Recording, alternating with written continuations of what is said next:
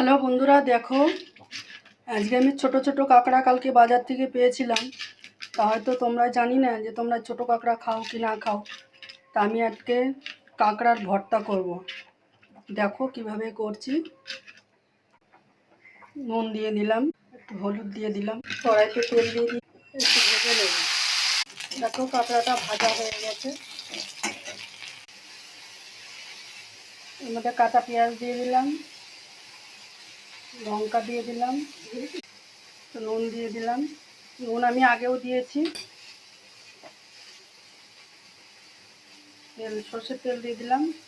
আমি এগুলোকে মাখবো। এই কাঁকড়া ভর্তাটা আমি এক জায়গায় বেড়াতে গেছিলাম, আমাকে একজন করে খাইয়েছিল, তো অসাধারণ খেতে লেগেছিল।